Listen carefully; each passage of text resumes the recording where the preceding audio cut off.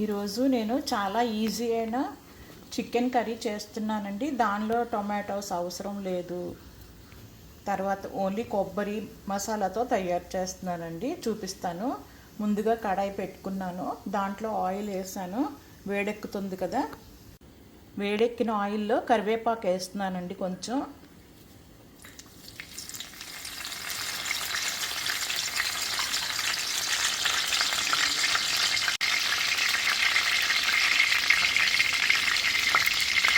కరివేపాకు కొంచెం వేగాక అల్లం వెల్లుల్లి పేస్ట్ 1 స్పూన్ వేస్తున్నానండి. 1 కేజీ చికెన్కి 1 స్పూను.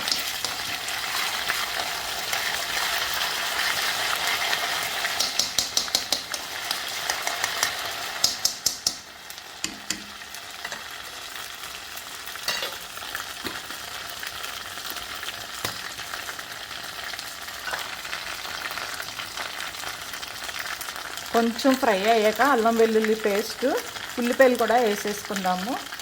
5 ఉల్లిపాయలు కట్ చేసి పెట్టుకున్నానండి నేను.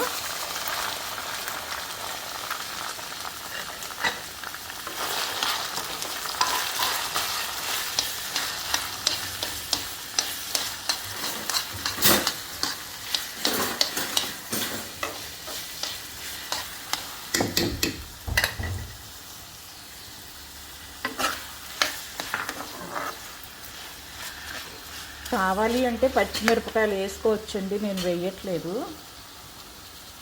తర్వాత కొంచెం పసుపు,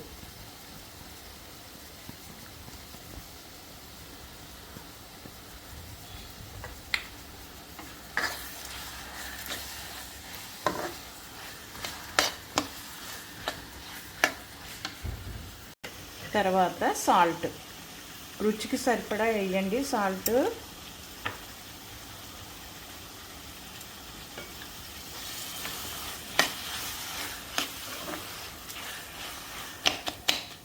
ఇది వేగుతున్నప్పుడు సగం వేగాక మనం కొబ్బరి మసాలా వేసేసుకుందామండి.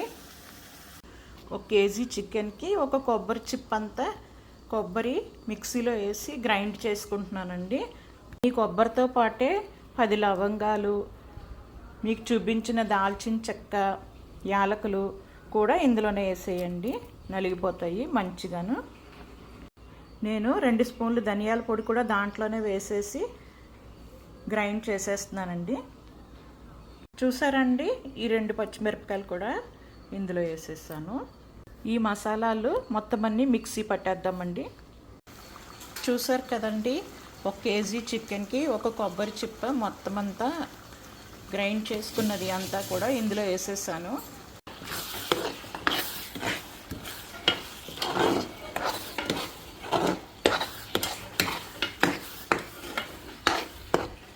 ఇది బాగా ఫ్రై చేసుకుందామండి.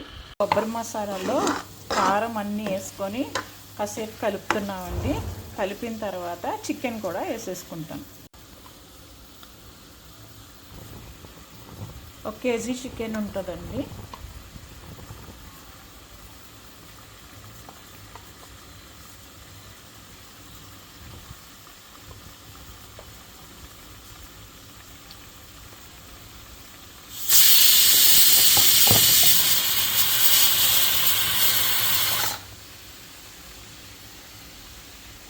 ఇందులో ఉల్లిపాయలు, పచ్చిమిరపకాయలు, ధనియాల పొడి, అల్లం వెల్లుల్లి పేస్టు, కరివేపాకు, కొబ్బరి, లవంగాలు, యాలకులు, దాల్చిన చెక్క, ధనియాల పొడి, పచ్చిమిరపకాయలు వేసానండి.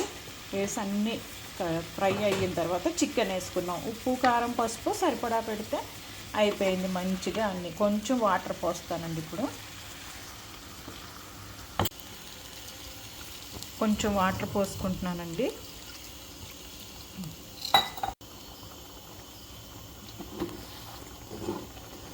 ఇది సిమ్లో ఒక ½ అవర్ అయినా మగ్గాలి.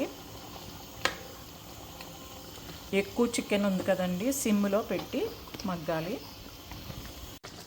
చూసారండి, గ్రేవీ రెడీ అయిపోయింది, చికెన్ ఉడికిపోయింది.